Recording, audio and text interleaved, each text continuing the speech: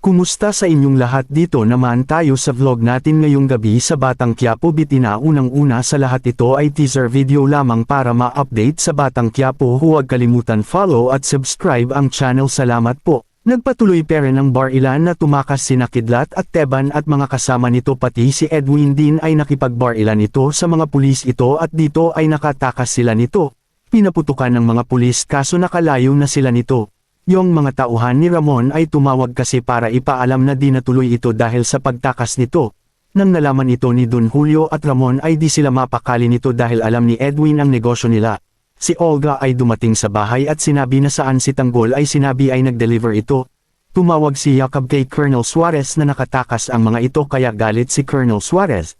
Ngayon ay si Colonel Suarez ay kinausap si Reger at mando nito, kailangan mapaamin mo si Roy ng Red Phoenix. Ito si Bitina ay pumunta ng Quiapo para magsimba. Ito sila Roda ay